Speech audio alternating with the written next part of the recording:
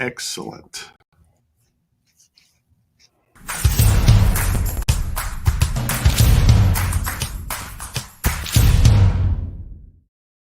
Some may find the following disturbing. Discretion is advised.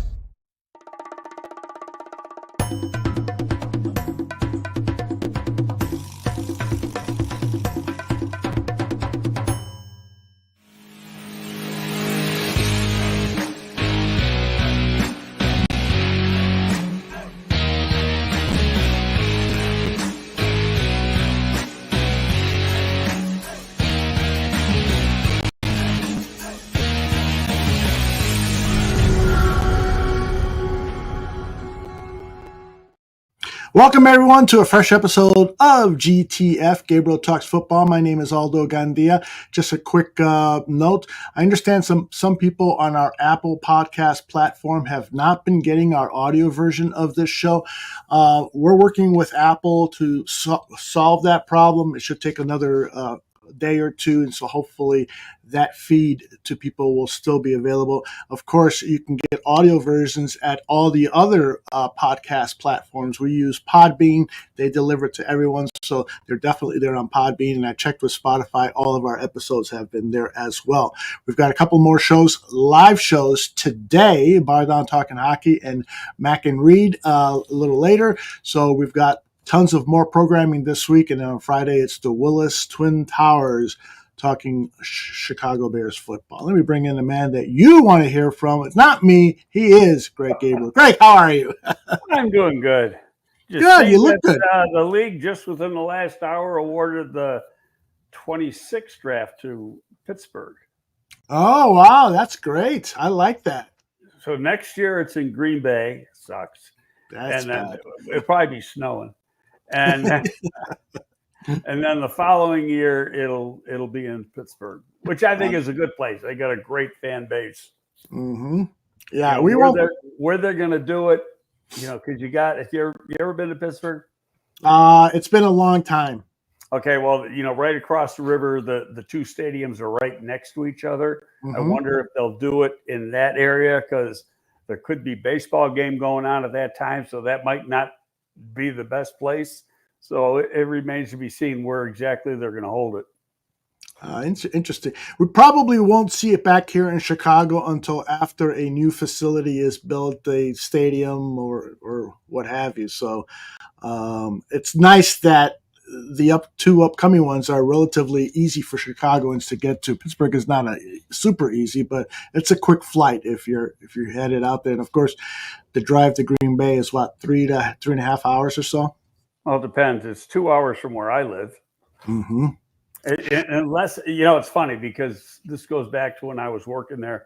So we used to drive up the morning of the game. Oh, okay. So we'd meet at Hallis Hall, drive up. And I know the one time we went, there was 4 of us in the car. There was myself driving, Bobby DePaul, Bobby DePaul was driving, myself, Ted Phillips, and Cliff Stein.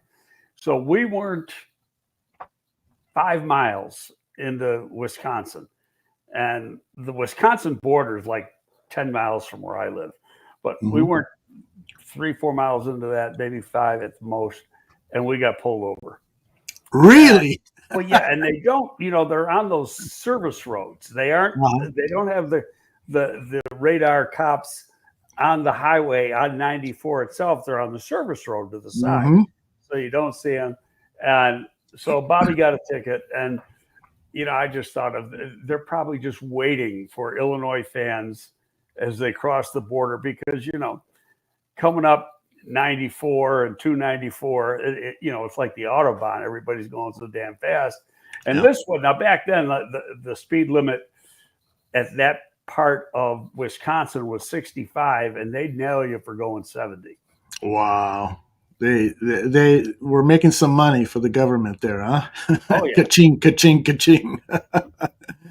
All right, let's tell people what we're focused in on today. We're going to take a look at the Bears roster, but it's going to start with two position groups, and that is the wide receivers and quarterbacks. And then in subsequent shows, we'll tackle other positions. So if we will, of course, entertain all questions, but if you've got questions specifically towards those two position groups, that will help us in our conversation. Now, Kenny had one before I said that. He asked, "Good morning, Greg. Why are the Bears so averse to getting a quality center?" That's going to be a topic of discussion for all. I'm going to ask him this, and you can type in the answer, Kenny. How do you know Bates and Sheldon aren't quality? Well, I heard somebody on the radio. I won't mention his name because I know it makes you puke. But I heard somebody in the radio yesterday say, "Yeah, they've got journeyman centers on the roster, and there's some legitimacy to journeyman that." Means you've traveled all over. You've been from team to team to team to team to team. Mm-hmm. Bates has been two teams. Two teams, that's right, and so is Sheldon. And the Buffalo Bills matched the Bears' offer last year or 2 years ago. 2 years ago.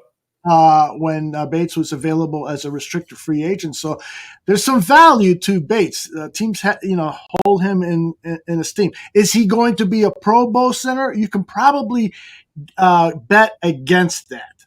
But he could be a very serviceable center until the Bears draft somebody that they can develop. Well, and we've said it several times before. When you got a rookie quarterback, you don't want a rookie center. Yeah, it just doesn't work. And I've watched a bunch of tape on Sheldon because I didn't know that much about him. He was a pretty darn good player. And in talking to a good friend of theirs who's on their scouting staff, he was real high on him too. Mm-hmm. And so he's not, he's a 300-pounder. He's not going to be any bigger than 302, 303. But knows the scheme. He's played for some of the coaches already here. It'll be a good battle between the two of them. Bates, most of his play has been at guard, but he played a lot at center. In fact, if you want to see him at center, and he played pretty darn good, granted it was preseason, was the Bills against us last year in the preseason. Yeah. And that's all he played was center in that game. Mm-hmm. When Kenny says Bates has like 17 snaps at center and Coleman is a backup, same game plan as Lucas Patrick signing, trying to find a veteran starter the last year and a half. What do you mean he's a backup? He was a starter last year for definitely, and I think a part of the 2012 half the year before. Yeah, 21 season. Yeah, and then they got rid of the other guy. In fact, the other guy was a local kid from down in Hinsdale area, and they let him go. Yeah, well, and I think it's important. And Poles has mentioned this, and you and I have talked about this. It's impossible for a general manager to get blue chip players at every position. You've got to figure things out. Okay, in terms of the center position, we definitely want a veteran because we've got the rookie quarterback, but we have needs elsewhere. So this makes sense to get a veteran center who is not going to break the bank. Isn't that part of the thinking when you're building a roster? Yeah, well, it's not like they're not getting paid. Bates is making $4 million. Yeah, there you go. Sheldon's making $3.5. Mm-hmm. So and Bates' contract he's got 2 years left on the contract. So it was a 4-year deal that the Bears offered him 2 years ago, and that he signed the offer sheet, and then the Bears matched it. So they're getting years 3 and 4, right? Which I think in both years is in that area of $4 million a year, which now by today's prices is a pretty good price. It's a pretty good price indeed. Screechy has a good point. He says, even if we got Connor Williams, who was considered the best free agent center available, he won't be available to play until week 5 or 6 because of the injury. Probably later than that. And they're not going to. First of all, he's coming off an ACL. So you don't have any idea.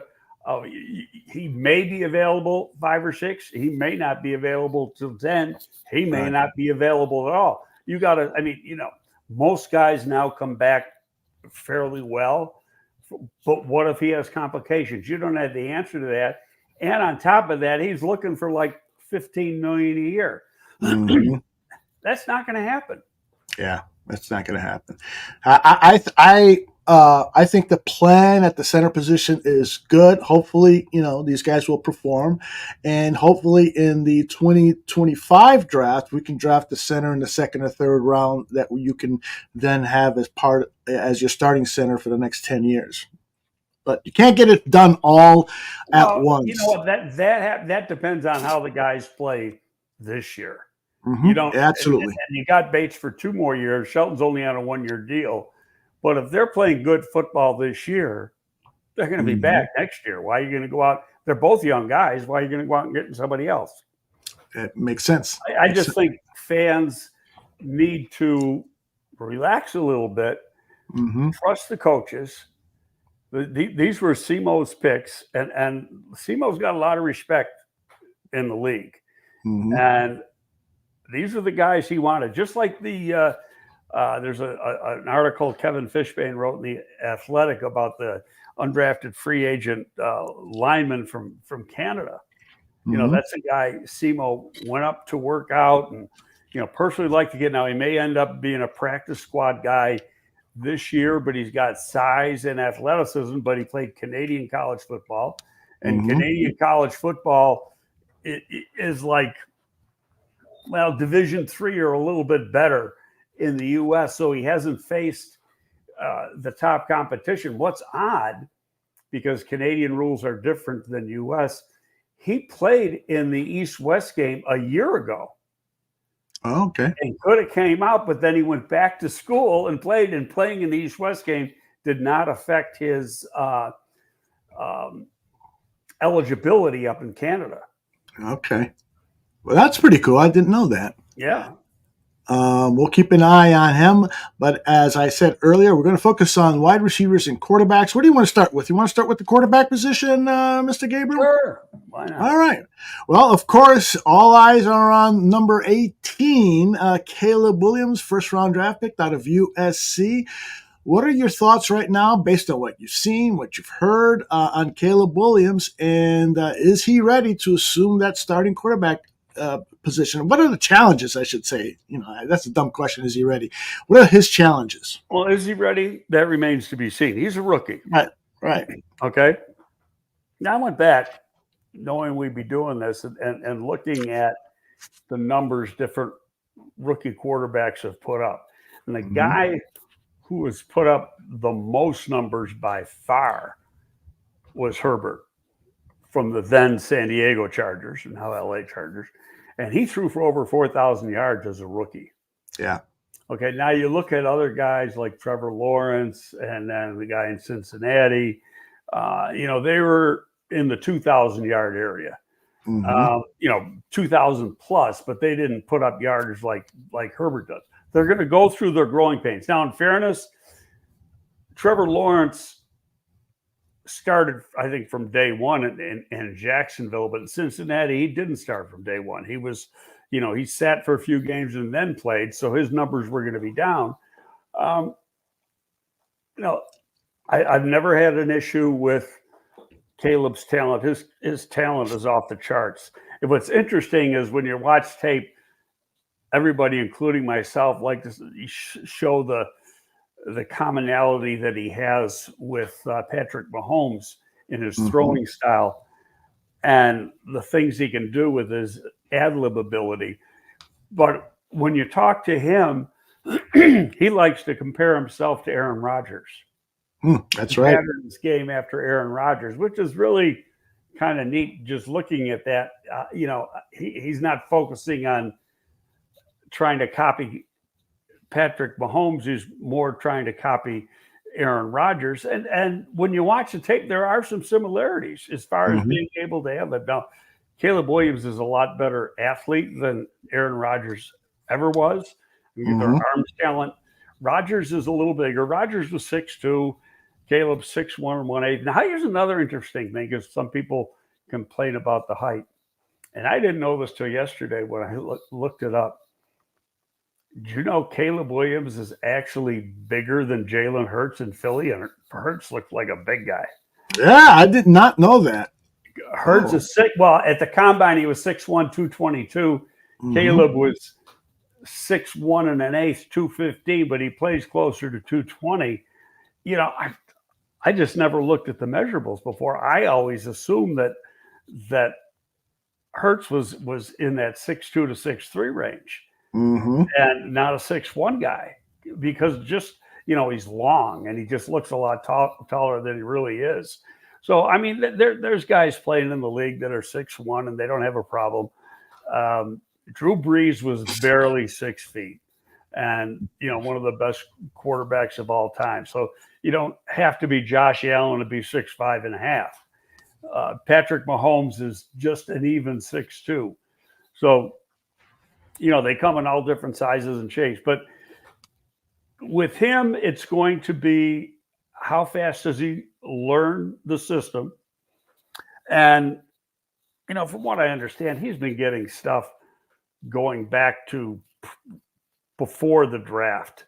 You know, I read a thing just yesterday or the day before when he's allowed 3-hour-long Zoom calls with the Bears, and in those Zoom calls they were doing installation. Right. And, you know, so he was where he physically wasn't supposed to have a playbook. Whether he did or he didn't, who knows? But, you know, he's been, what's the word I want? He is starting the tutoring process very early so he can get up to speed as quickly as he can. And, you know, I'm sure you're going to see him get the bulk of the reps during OTAs. The first OTA was yesterday. I think the second one's today. I don't know what the schedule is. Is it Tuesday, I think Friday this week? They're back tomorrow. I think today's an off day for them. Okay, so it's Monday was a workout day, because your off-season program, you have to work 4 days, and then the fifth day is a makeup day if you don't. But the OTAs are set 3 days, so it sounds like Friday would be the third day then if they're off today. Okay. Now some places allow the media in for all the OTAs. I know. I think they're letting them in once a week.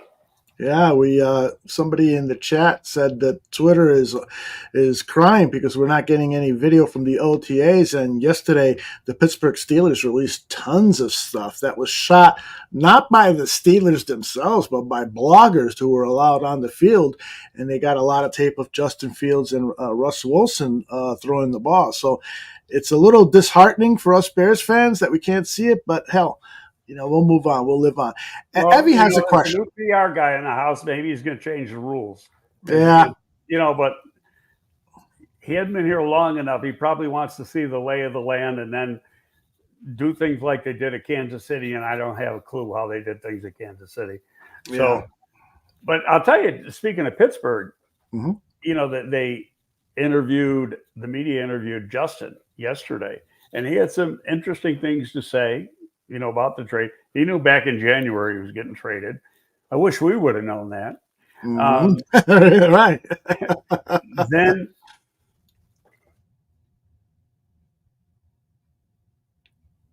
you know, how that whole grateful to Poles.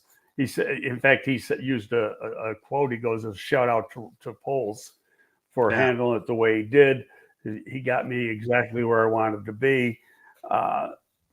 Now, some people read that as, well, internally that helps the Bears because it could make it as a destination for further free agents. And I can disagree with that a little, because as a GM, his job is to get the most for maximum any player, return.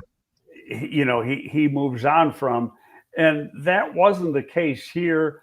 I think the whole thing might have been done a little better.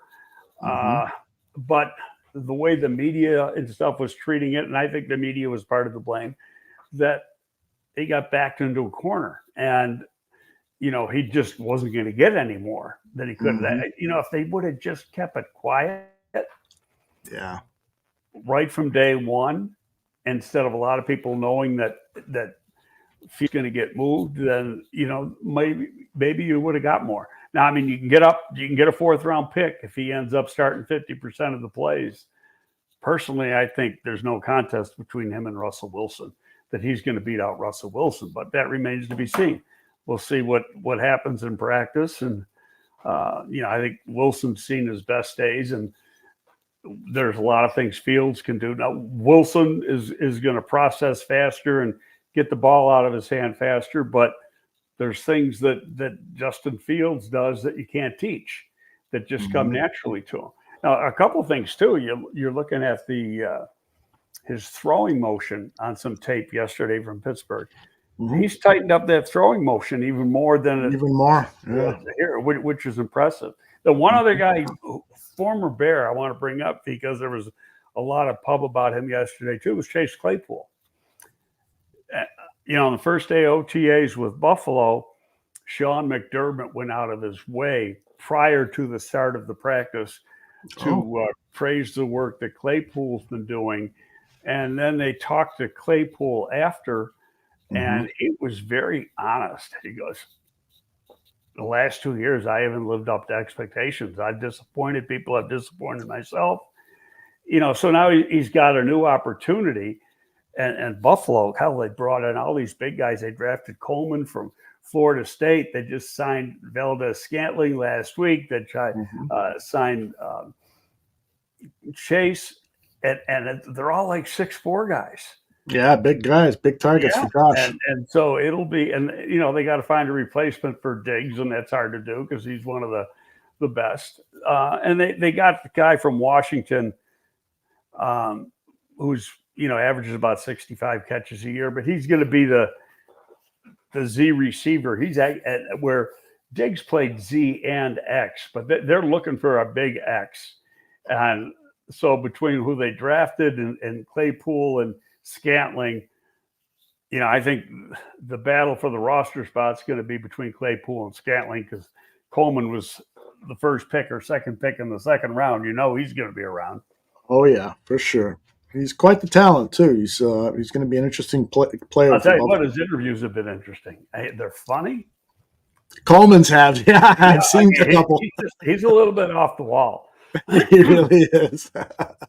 All right, we got a couple of quarterback questions. Evie asked, why have the Bears always been opposed to letting a rookie quarterback sit for a year behind a veteran? Well, I don't know if they've been opposed to it. That was the plan with Justin Fields. That's right. And there was an injury to Dalton, but instead, and regardless of the injury, Dalton wasn't playing very well. Yeah, right. So he started the season slow. Numbered. Right. So, I think the whole complaint about that was that Justin Fields did not get enough quality reps in the preseason. So that if Dalton did either stink or go down, Justin would be more ready. That wasn't the case. But now you had the first overall pick in the draft. You got a guy that many say is the best quarterback to come out since Andrew Luck. You're not going to make him sit. He's playing. Right. Same thing with Daniels in Washington. He's playing. All those top first-round quarterbacks. May might have to sit behind Kobe Brissett for a little while. I would say JJ is going to be the starter in Minnesota. Oh, really? Yep. Think that early, huh? He's going to beat out Sam Darnold. Well, interesting. Darnold doesn't do anything. I mean, people want to say a journeyman. That's a journeyman. Greg, how during the pre-draft part of the year, you always say it's the lying season. Well, I think the lying season also continues post-draft, because everyone is talking about, oh, yeah, the coaches are better over here. Oh, yeah, this guy looks great in practice. Oh, yeah. They really embellish things. They are looking at things so optimistically that some of the stuff that they say, you can't take seriously. Like even, for instance, Chase Claypool. I'm glad he's got a new mindset and so forth. But come on, dude, you're going to have to prove it. I don't believe a word. And I agree with everything you're saying. But what if you listen to his interview, and I did, is he knows it's on him. He knows he's in the last chance saloon. That's good. That's good. And that he's got to produce this year. and he knows he hasn't.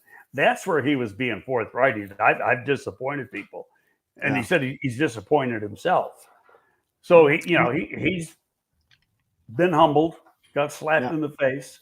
Now we're going to see what he's made of. But to get on to our quarterbacks, everybody knows Caleb's going to be the guy. It's how quickly he can learn, how quickly he can feel comfortable going against NFL defenses, because they're just going to, especially in the early games, they're going to throw everything at him. Grunt.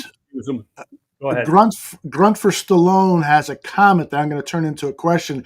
Is it reasonable to expect Caleb to have a 3,500-yard, 20 to 25 touchdown season? Do you think that's a reasonable goal for him?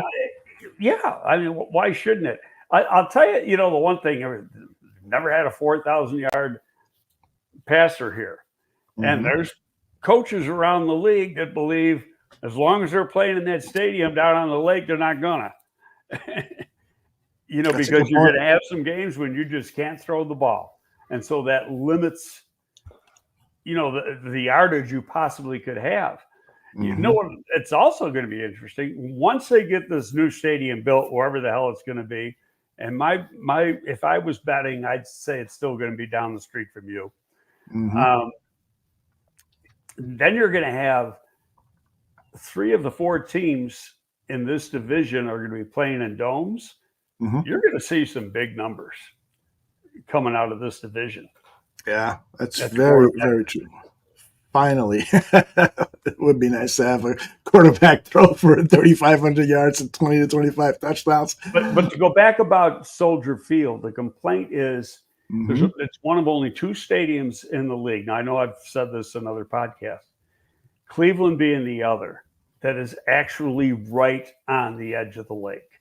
Mm-hmm. Buffalo's a good 5-6 miles from the lake. These 2 stadiums are right on the lake, and what the lake can do to wind conditions and some of the weather conditions, you get into fog and other things that you're not going to get, say, up in Green Bay. I mean, there's water near Green Bay, but not anywhere near that stadium. Yeah, exactly. Same with Buffalo.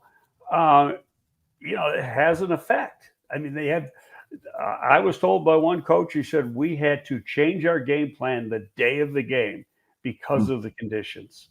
And it wasn't not to say the day of the game. When they got to the stadium and they go out and they're doing pre-warm up stuff, and they're saying, "Holy shit, what we want to do, we can't do." Yeah, and they had a struggle to put a different type of game plan together and then just do it on the fly. Yep.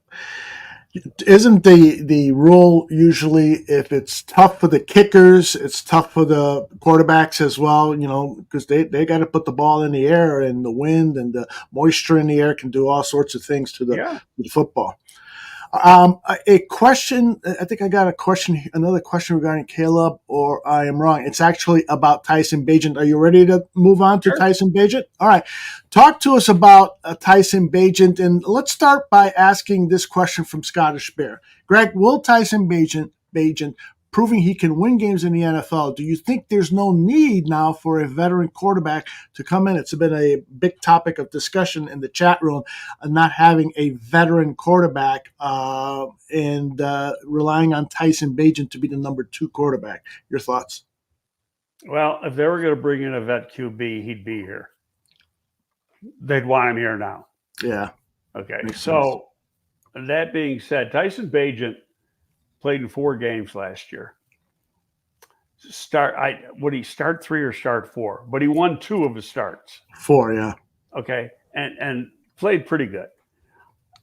He's only going to get better. What he did coming from the background, Division II background, I'm not going to say it's never been done, but it's been rare. His work ethic is outstanding. There's some stuff on YouTube of some of the workouts he does as at home during the off season as he got ready to come back here.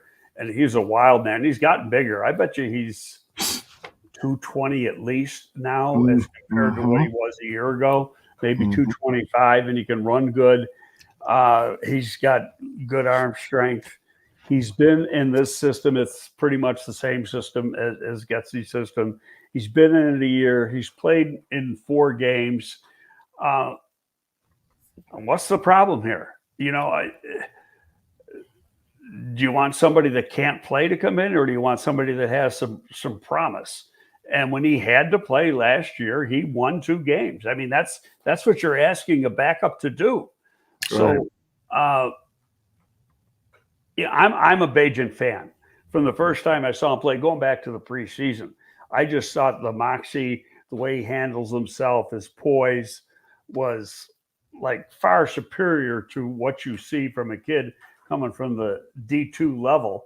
And, he wasn't in awe of anything that he saw in the NFL. Did he make some mistakes? Of course he did. He made typical rookie mistakes, but the talent's there. He's got a lot of talent. He's athletic, so I thought he was a good mix that you don't have to change a lot of things because he has that same type of athleticism that, not obviously as good an athlete as Justin Fields was last year, but a very good athlete who can make plays with his feet. And the same thing now with Caleb. He's got that athleticism to extend plays, make plays with his feet, run if he has to. That's what you want. Now, they brought in one other guy who's a, quote, veteran. This is his 4th year in the league, in Brett Rippon. Reality is Tyson Bagent had just as many snaps as Rippon had, and Tyson Bagent did it in 1 year. Rippon did it in 3. So I don't know much about Rippon. He was with the Rams for 3 years, I think, or 2 years, and then with Denver last year. So some of the coaches here know him. Can he make the squad? I think really Bagent's here, and then the battle is for number 3. Is it Rippon, who's still a young guy? I think he's 25 or 26, or the undrafted rookie, Austin Reed, who's actually, I personally thought he should have been a drafted quarterback. I did quite a bit of tape on him for some of the agents I do work for, and he was a pretty good player at Western Kentucky. Got not as athletic as Bagent and Williams, but he can extend plays, got decent arm strength. But again, it's going to be how quickly he can pick things up. He was a guy who transferred up. He was at a lower level school, like a D2 school or something like that, maybe even D3, and then transferred up to Western Kentucky, and was a record setter when he was at the lower level, and had pretty good numbers at Western Kentucky last 2 years. So, decent player.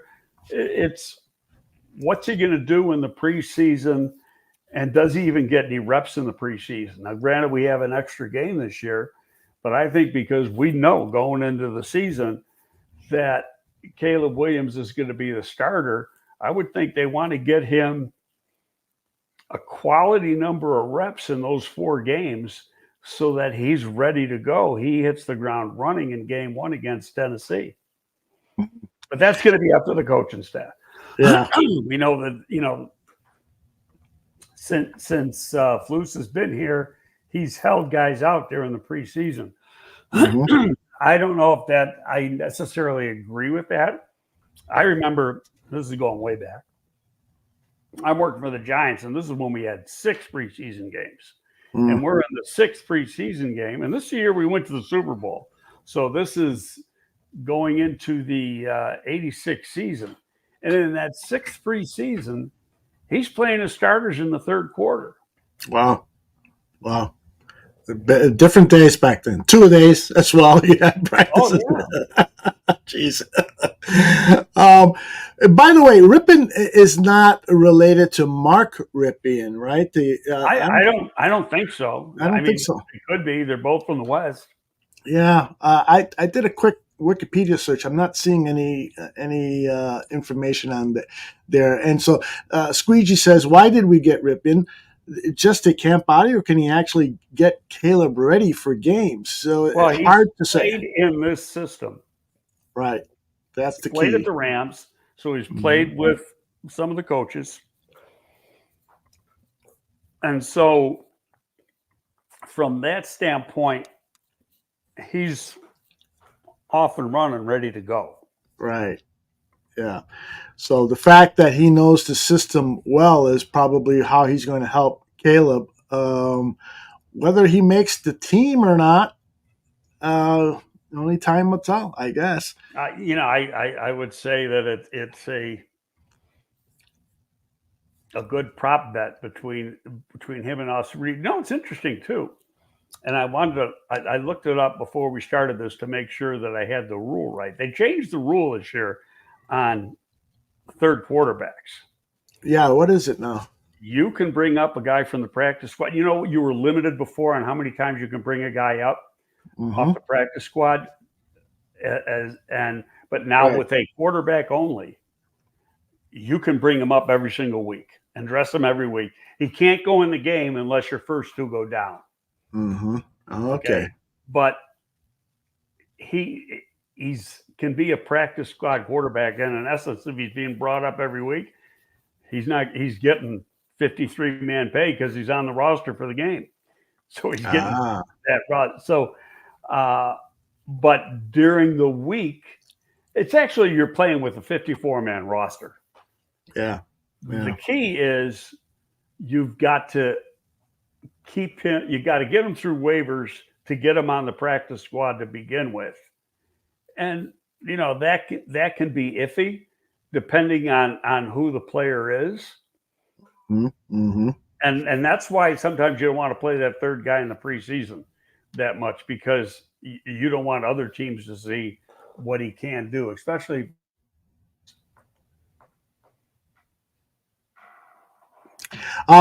We've got a couple of confirmations that Brett Ripien is Mark Ripien's nephew, so he does have pro football bloodlines there. All right, so we've talked about the quarterbacks. Yeah, we've talked about the quarterbacks. Let's move on now to the offensive line. We're going to take these player by player. We're going wide receivers. Oh, I'm sorry. That's right. Wide receivers. So alphabetically, we start with Keenan Allen, the acquisition from the Chargers. He had his best season of his career this past season. What does Keenan Allen bring to the Chicago Bears, Mr. Gabriel? Well, I'm going to do it this way, Aldo. Okay. You're generally going to keep 6 receivers.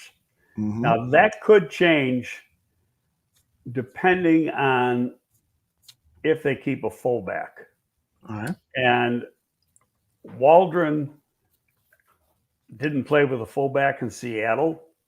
Bears have one in Kari Blasingame, and I know I'm taking away from the running back conversation down the road.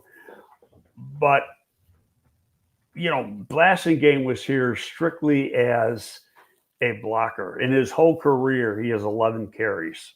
Mm-hmm. So what a lot of offensive coordinators do is use one of their move tight ends in that fullback role when they, in fact, need that type of player. So it can add either an extra tight end or an extra wide receiver, depending on how many, you might play with 3 tight ends anyway, and that third tight end can do that, tight end / fullback type role. But it could give you an extra receiver, in which case you'd have 7. Well, we know there's 3 givens. That's Keenan Allen, DJ Moore, and Rome Odunze. Okay, those guys are here. Then I think it's a good battle for the next 3. Mm-hmm. There's Tyler Scott, who was drafted last year, Velus Jones, who was drafted the year before. Both those guys are sub 4.4 guys, so they can run. There's Dante Pettis, who was hurt last year. Otherwise, he would have been on the team. And they brought him back this year, who's another sub 4.4 guy. Freddie Swain is an interesting guy. Yeah. Because Freddie, he doesn't have that much production. This is his 5th year in the league. Did not play for a team last year, was in a camp, got cut. But in 21, he played for the Rams, and he had 25, or excuse me, Seattle he played for. He had 25 receptions. And who was the offensive coordinator? Shane Waldron. Mhm. So, and this guy, he's no slowpoke. He was a 4.46 guy coming out, 6 foot, 190 plus pounds. So he runs pretty good. So he's a guy, I would think that for the last three spots, you've got, and actually Colin Johnson too, who can play special teams and got a chance to play late in the season. Was a big guy, a 6'6" guy. You got Colin Johnson, Tyler Scott, Velus Jones, and Freddie Swain fighting for those last spots, and it'll just be interesting. John Jackson is a camp guy. He's Caleb's buddy, but he runs a 4.7. You're not going to see him make it. LeBlanc, I went to University of Louisiana, used to be called Louisiana Lafayette. Another guy, he's not very fast. He's like a 4.65 guy. So it's really, and the Simba Webster, this is what, his third year in Bears camp. Yep. You know what he is. He's a practice squad guy that you bring out the practice squad. If you have an emergency and you just want better, the key is does Velus Jones take a jump? And I think, we've talked about this before, but right after the season ended, you got rid of the problems with the coaching staff. One was the offense, so you got rid of Getsy, and one was the wide receiver coach because the wide receivers weren't developing. And you can go back to Chase Claypool, what happened there. You can go back to Equanimous St. Brown. He was kind of stagnant. It's like if the guy had talent, he could play to his talent, but the young guys just weren't getting any better. Right. And in fact, you can go back to Darnell Mooney. He actually regressed under the previous wide receiver coach. You sure did. And so they made a change. You got a new guy. He was Keenan Allen's coach with the Chargers the last few years. He's got a good reputation. Is this guy gonna get something out of Velus? And I think Tyler Scott's a question mark too. Can run like hell, but do you trust him if you throw him the ball? To me, it's like, well, I hope he catches it. And do you recall, because I remember there not being a problem with Scott's hands in college. It just seemed like when he got into the pros, all of a sudden he showed this new tendency of not securing the ball. He didn't have a problem with catching the ball in college. Do you recall? No, but the one thing I did, and I'm big on this, I've mentioned it before, and that's why I didn't like that guy who went in the second or third round from Western Kentucky, that receiver, is that Tyler Scott does not have a large catch radius. Now, he's not in here, just within the confines of his body, but he's not way over here and the back shoulder catch and all that. So where the guy from Western Kentucky, everything is right here. And that bothers me because you got to have, you look at guys like Keenan Allen, Roma Dunze, DJ, wherever the ball is, they find it and catch it. And they have those real large catch radiuses. And that is one of the, in my opinion, when I'm evaluating a receiver, that is a huge trait. That and run after catch. They got to be able to do that. Mm-hmm. So, and all these guys can do that. In fact, the guy who's probably of the starters or potential starters, the guy who's probably the worst after the catch is Keenan Allen, and he's pretty good. Very good. All right, good stuff. So, do you have a favorite to become the number 4 wide receiver? In all honesty, no.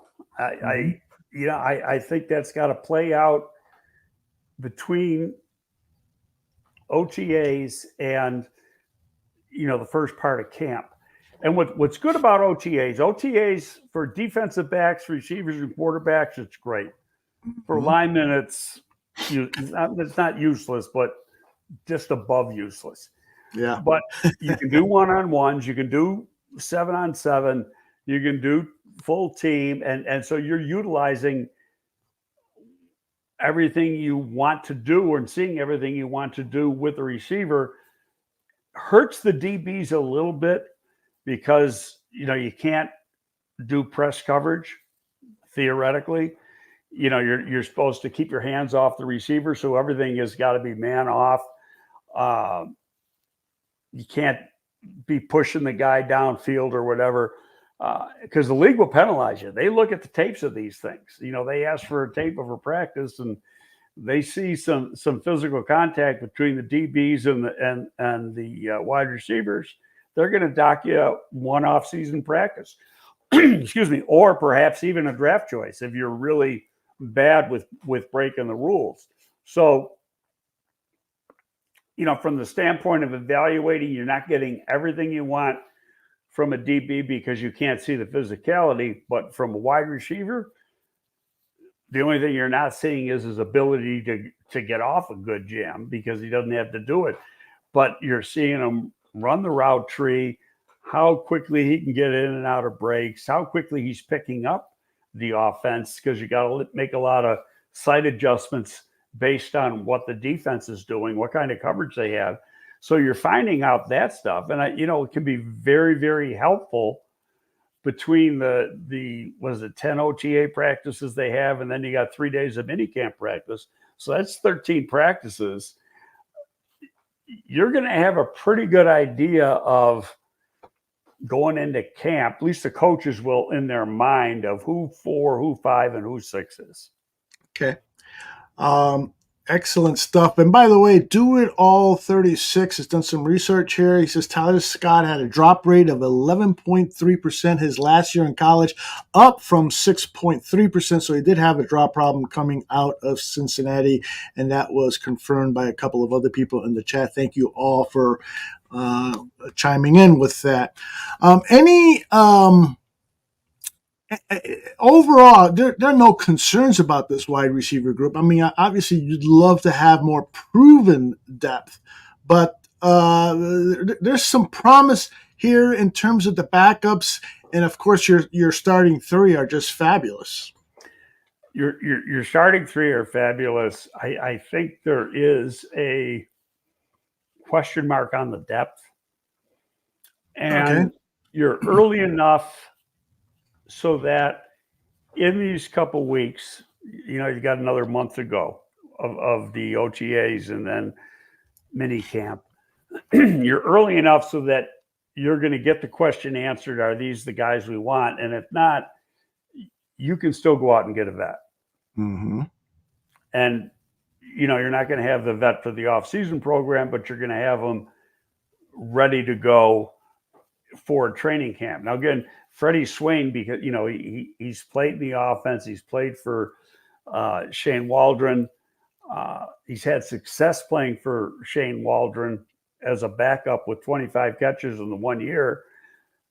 And that's a guy that, because he knows everything, and I think because he's played in the system, like with Rome, you may only have him learn one position because he's a rookie. But this guy's played in the system.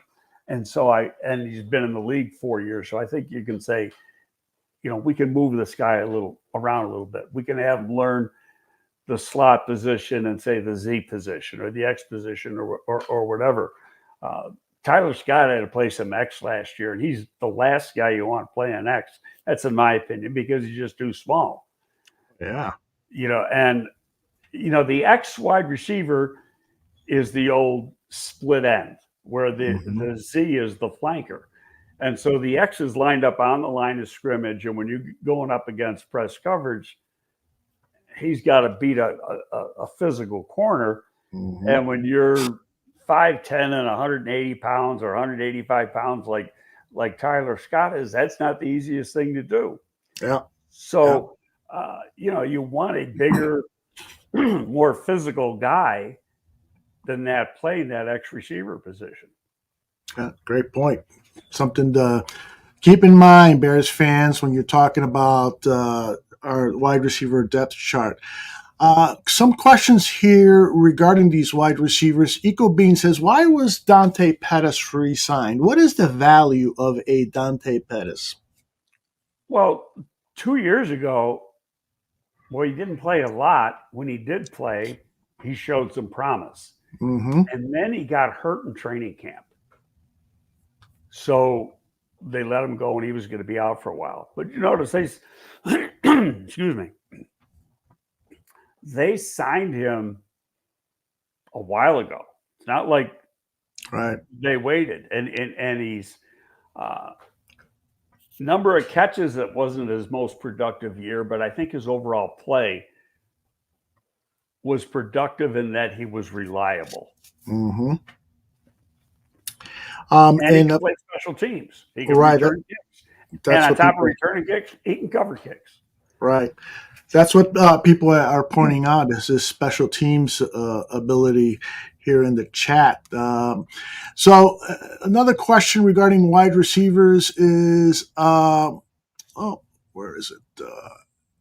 The Flex has an interesting point here. I think our number 4 wide receiver is going to be the 8th option on offense behind our top 3 wide receivers, 2 tight ends, and our top 2 running backs. You're shaking your head. No. No. My dog wants to go out the door here. I better let him out. Man, let him out. At the door. Just a second. Yeah. Attack! I should have a sound effect of a dog biting somebody. That would be hilarious.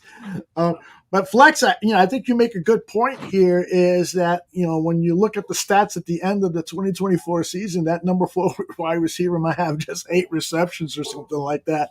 Hopefully none of the top 3 wide receivers misses a game this season. That would be astronomically awesome. Let's see what Greg feels about this. The number 4 wide receiver being kind of low down the chain of favorable players to throw to, because we've got 2 pass catching tight ends, 2 top running backs who can catch the ball, and 3 wide receivers who could be considered number 1 receivers. Yeah, but what if a wide receiver gets hurt? Mm-hmm. You got to have quality depth in every position. Yes. Yeah, and there's going to be situations where one of those top wide receivers isn't going to be in the game because they're going to be playing with 2 tight ends. Mm-hmm. So you're going to be playing with 2 tight ends, 2 wide receivers, and that's big in Waldron's offense. So it's which one of the 3 is going to be sitting. And I would say, being that he's a rookie, it's going to be probably Rome before it's going to be DJ or Keenan Allen. Yeah, for sure. Absolutely. MC Fact, McFact asked, did you ever play football, Greg? If so, where'd it go? If so, where and what position did you play? Thanks. I played running back. And, I played college football. Then I played minor league football. So I got my last college season was 1973. Then I started playing minor league football in 74. And my last season was 81. Put it this way. Mm-hmm. I played football every year since 1959 up until 1982. And it was when you were playing in that semi-pro league that you started to look into the scouting business? Yeah, my coach was working part-time for the Bills. Okay. And got me involved. And at that time, Buffalo was in the Quadra Combine, which was Buffalo, San Francisco, Dallas, and Seattle. Mm-hmm. And because they were small, they used to hire – each of the 4 clubs would hire local people to look at film. And back then it wasn't videotape or digitized like it is now. Like, as you saw the old projector I got, it was the old Kodak 16 millimeter film. So you better be a good splicer because the tape always broke and you had to learn how to splice it. That's right. The worst part, it brings up funny stories. The worst part is you could be at a school or whatever, and you're watching the tape and everything looks good. And then there was a break in the tape and somebody sliced it, but he did it upside down. Oh, so now all the numbers are backwards. That's hilarious. And it's like, what kind of idiot was this that he, Now, film editors back then used, I forgot what it was called, but it was a splicing block, I think it was what it was called. Did you carry one of those too? We used to carry one around. Okay, so besides they were about this big. Yeah, and they can be pretty heavy, like 5-10 pounds, I don't know if they were that heavy, but you'd have like these splicing tape, I guess, for lack of a better word. Yes. And so you'd put the tape on that little block, and there'd be little hooks. There was holes along the side of the tape. Mm-hmm. For the brackets that it ran in, and so it would be secure on that block. Right. And then you'd take the splicing tape and fit it in. So, and then it's together, and then it just makes the tape clean again. But if you got a guy doing a lousy job splicing, it makes watching the tape miserable. It sure does. But what's funny too back in those days is that now you go into a room and everybody's watching the same tape, and the guy that gets there first is the guy who's got the back and forth tool as far as being able to run the projector or run the video machine. But back then, because everybody had their own projector, you only could watch one tape at a time.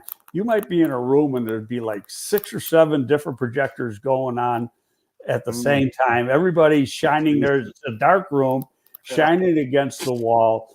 The size of the video that you're looking at is not much bigger than a large computer screen. It's this big, and that's it. So and if it wasn't shot good, or if splicing was bad or whatever, that quality sucks.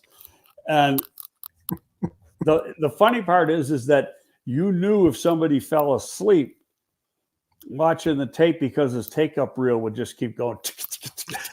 Yes. And you look over, you have to kick him and wake his ass up, I love it. I mean, those were the good old days.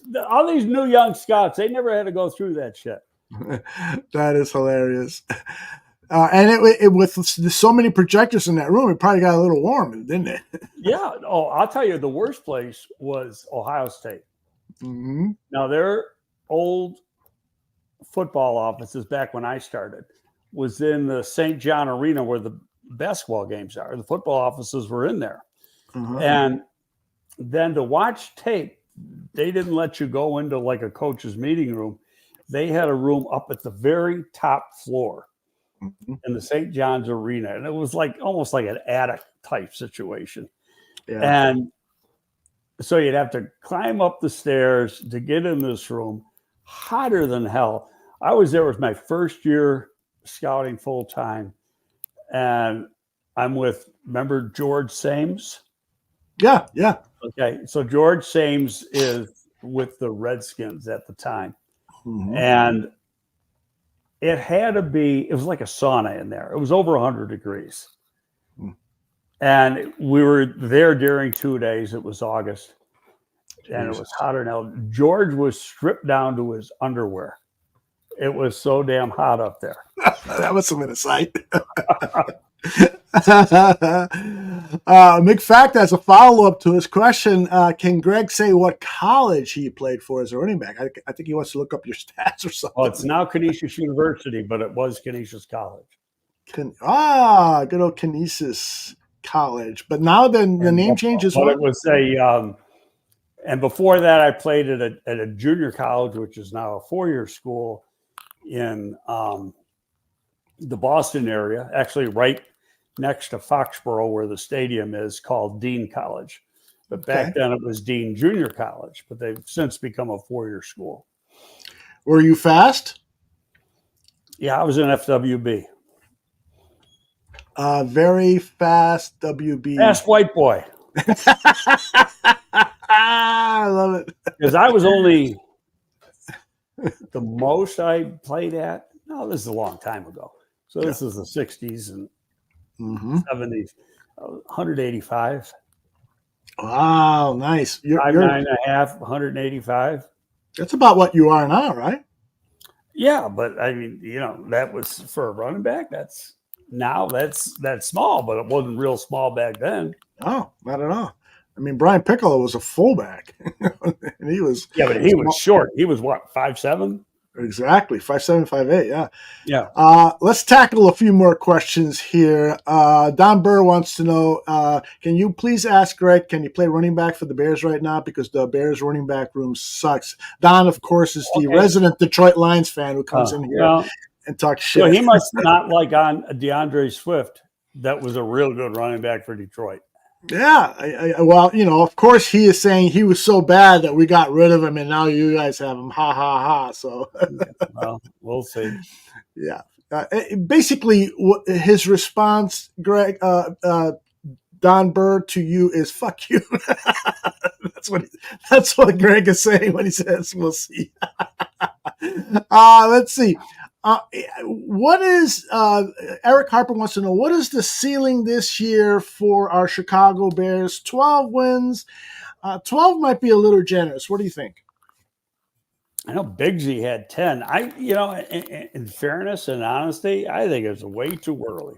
Yeah, it always is too early to talk about playoffs at this point in the season.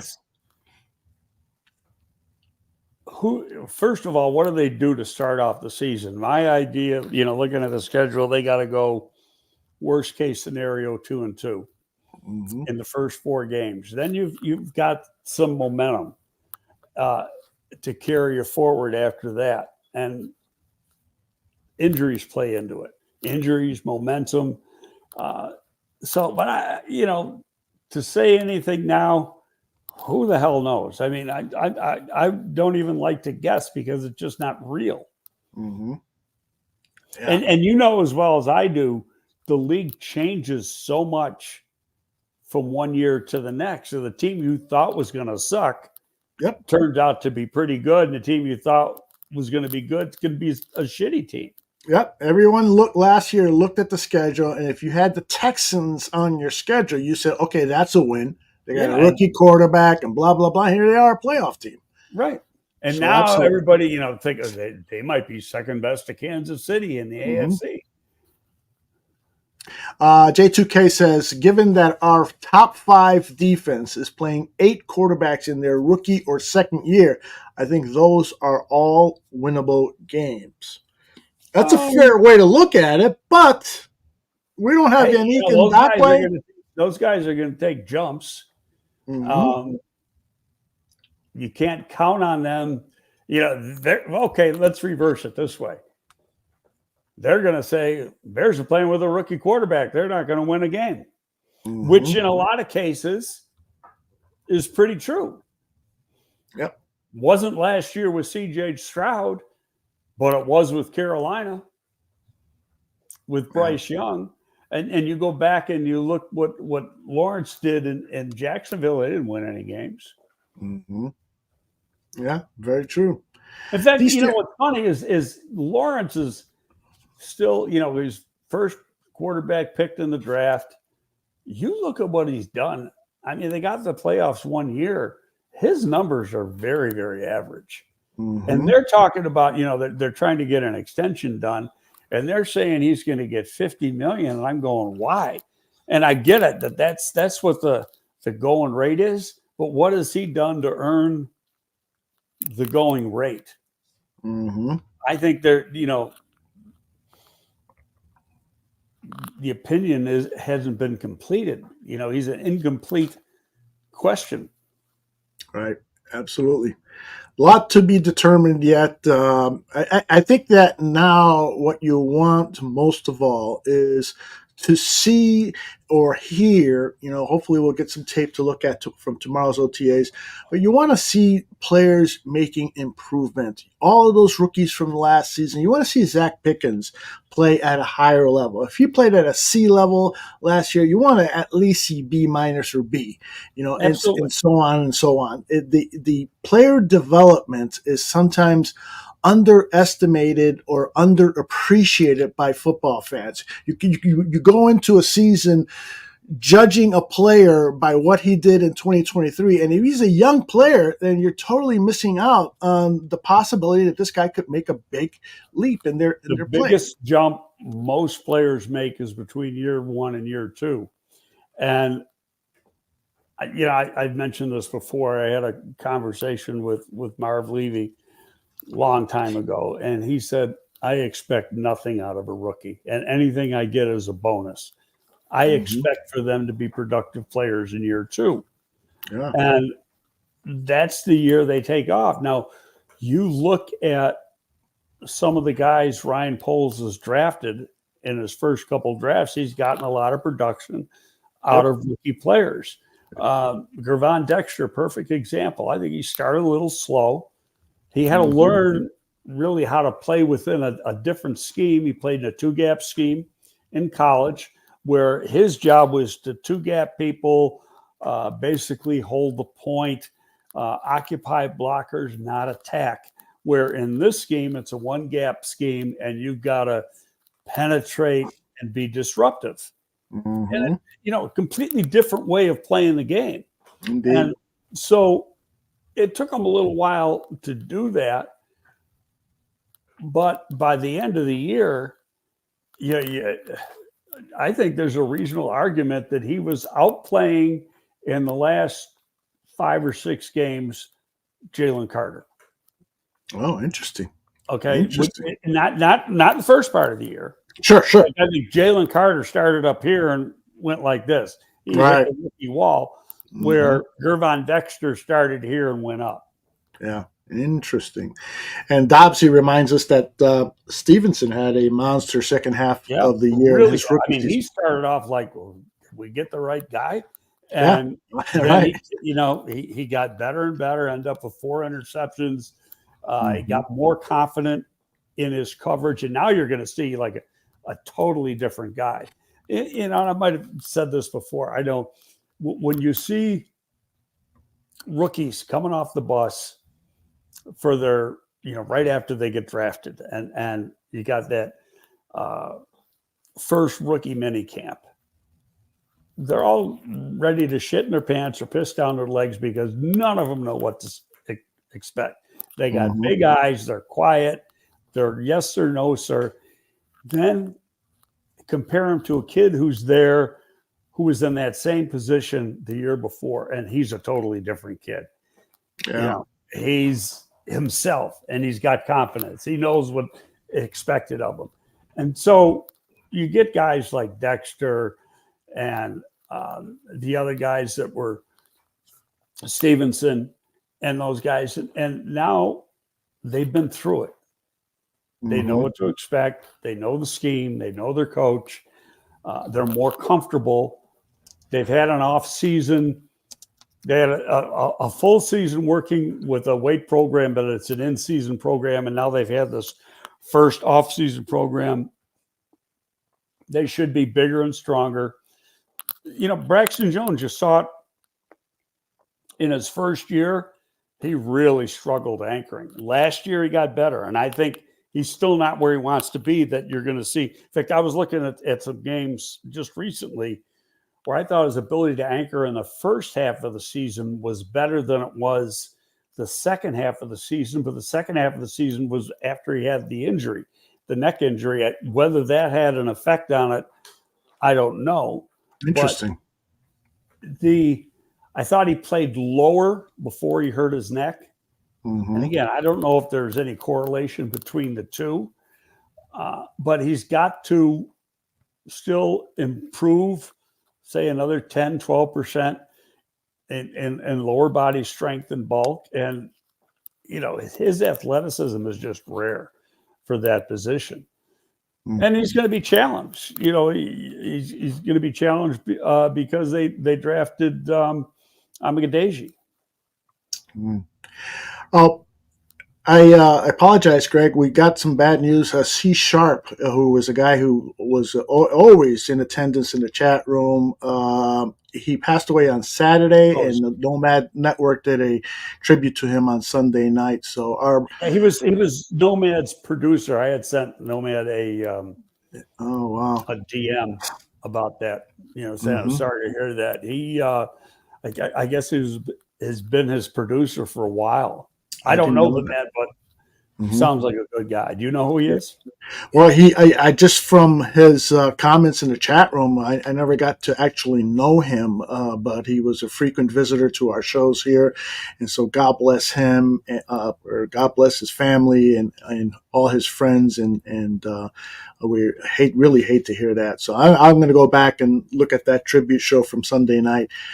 Thanks for sharing that news here, sad news. Let's get a couple more questions out of the way, Greg, and then we can get on to other business.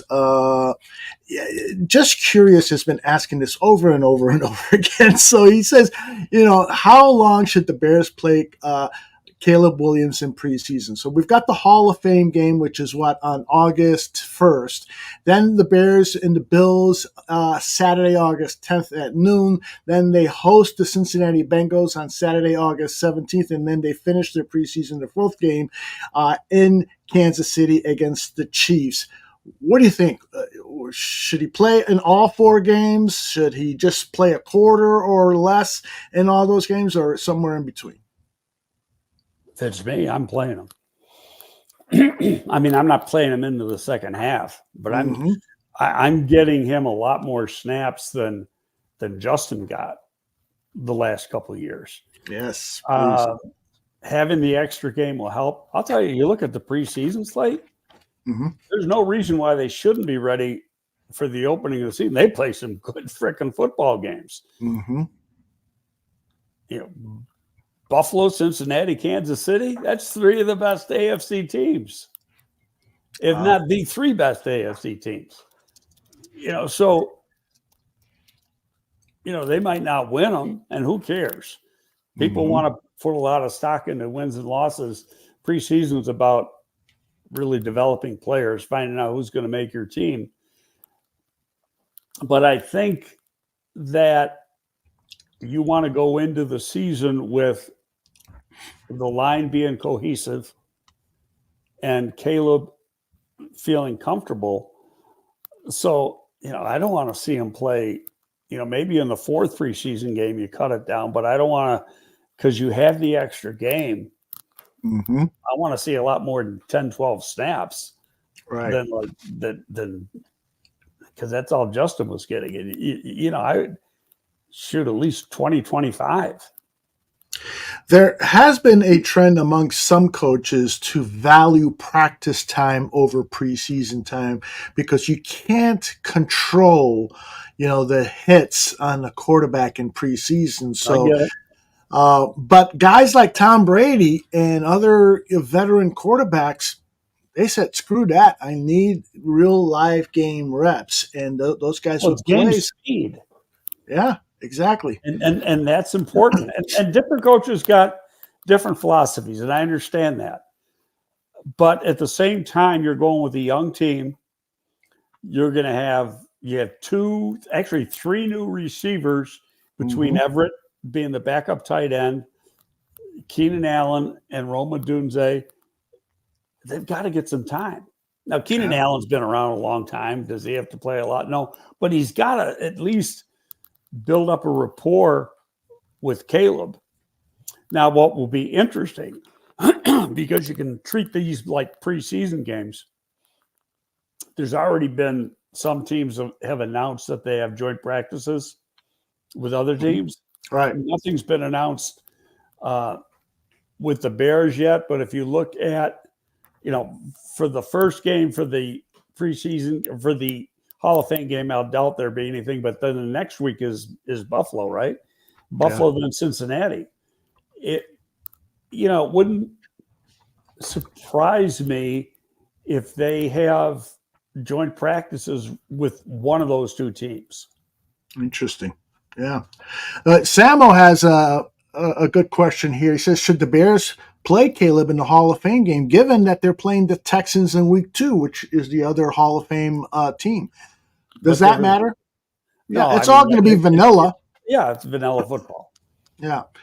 So could there be a benefit if the for Caleb if he goes up for the first series of the game, and if the Texans are playing their starting defensive line, could there be a benefit? But I don't know. I would say this: the Texans are going to be, because they had success last year, They're going to be conservative. they're going to treat this game more lightly than the Bears should treat it, given Okay. the Bears roster and what they're trying to do.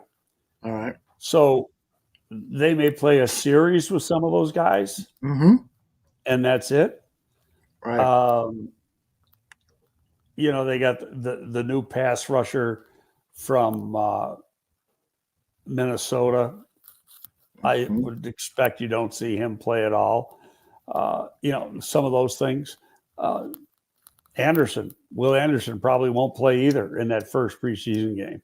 You almost want to see that, though, because you want to see how Caleb is going to react to a strong pass rush. And, Absolutely. The Bears tackles need it too. Mm-hmm. Speaking of pass rushers, our guy Yannick Ngakoue has been putting out more videos on his Twitter feed. Have you seen that? No, I haven't. Yeah, he put out another one yesterday. So he's ready to come back. He's looking for that multi-year contract. That's probably the stumbling block. He can look all he wants. You only get what you can get. Right.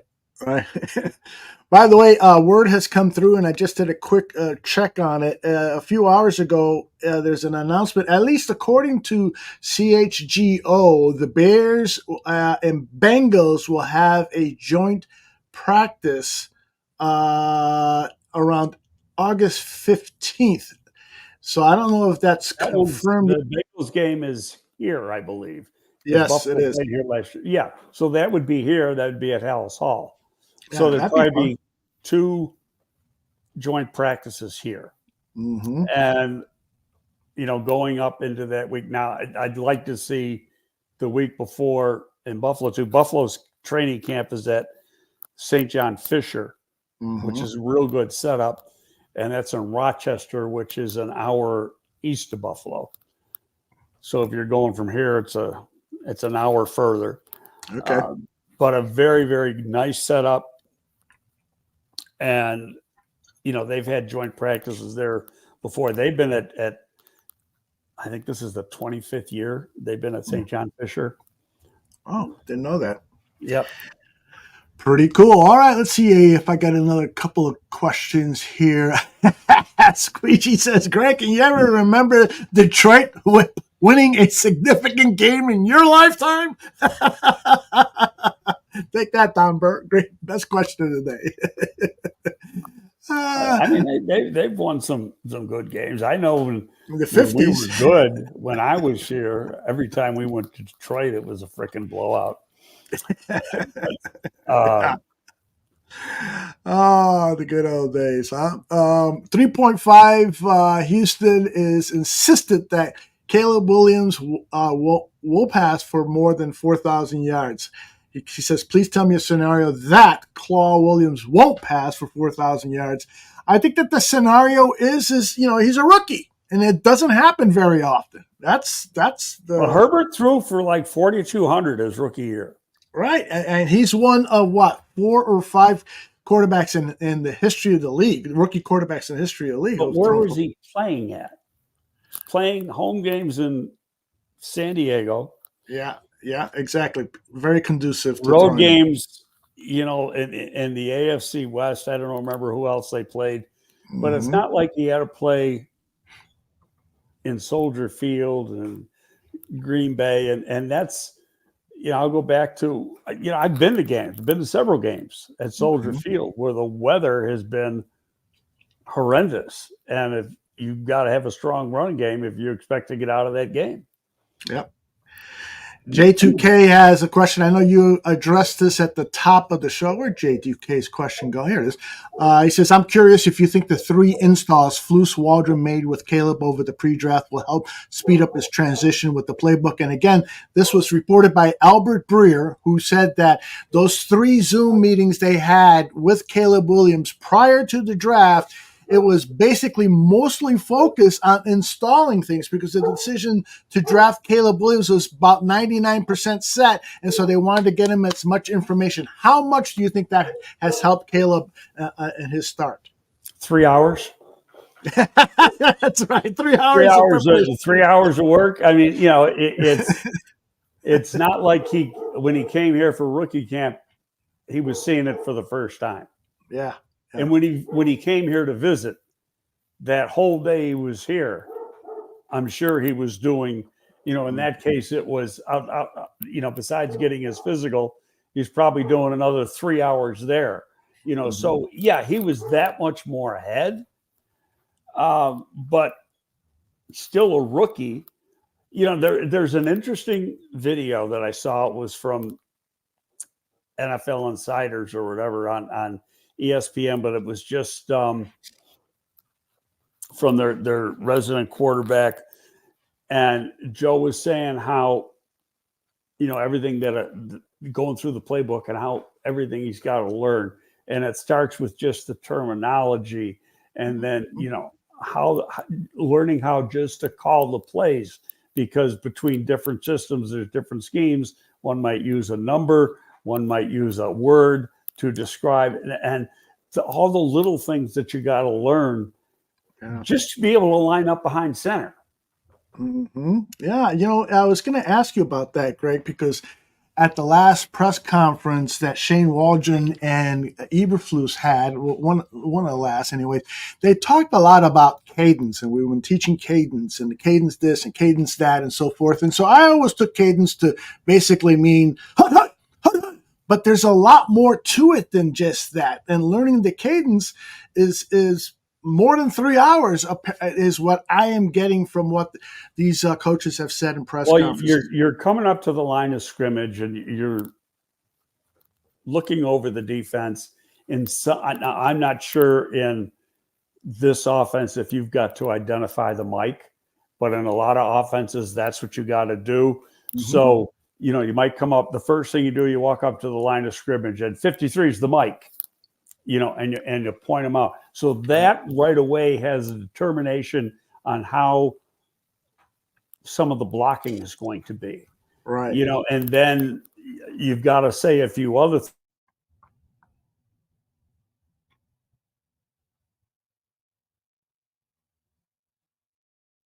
Greg froze on me. You were frozen there. Yeah, go ahead. And you were frozen for me. Okay. So we're back, and we left you when you were saying, I think you were saying in the huddle something about the cadence there. It's the huddle. They got to give the verbiage for the play, and that can be long. Yes. Because you're basically saying what the blocking is going to be, what the formation is, what the blocking is, and what the route tree is. And sometimes you might say X curl, F post, Z something else, and you're giving out that type of play. You're giving out the protection, and then when you're coming up to the line of scrimmage, depending if it's part of that scheme, you might have to identify who the Mike linebacker is. You call that out.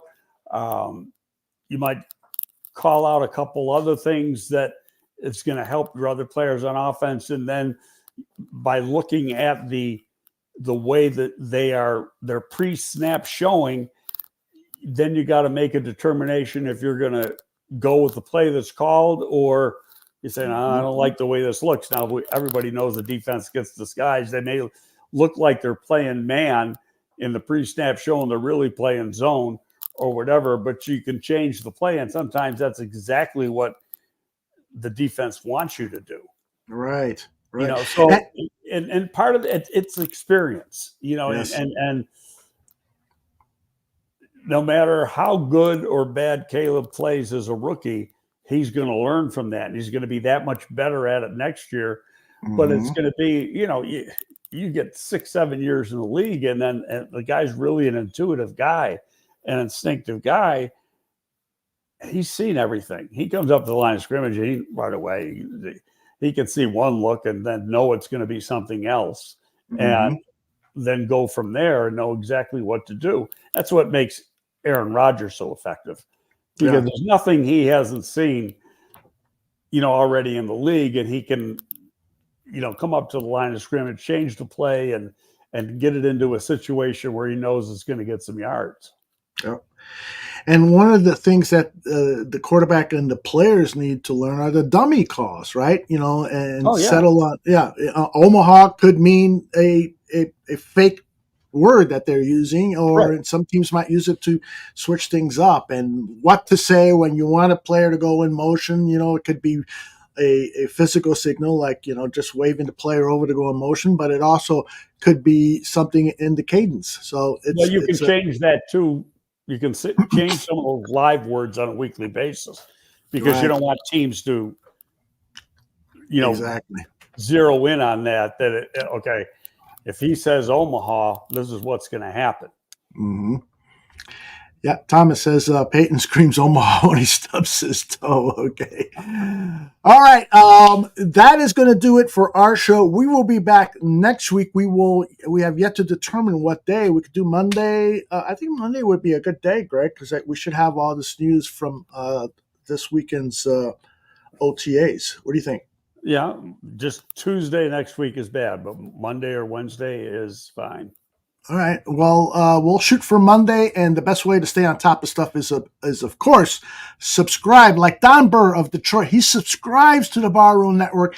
Thank you, Don, because I know you do, because you're here for every freaking show. So, Don's a good guy. We give Don a hard time, and he gives us a hard time, but he's a good guy. I agree. Some people don't agree with us, but I agree. He's a good guy. Thank you, Squeezy. Thank you, Abby. Thank you, Thomas. Thank you, everybody. Thank you very much. We will see you all next week right here. And remember, there's still more programming coming up on the Barroom Network. Just subscribe and you'll get all the updates. For Greg, I'm Aldo. Bye-bye, everybody. See you later.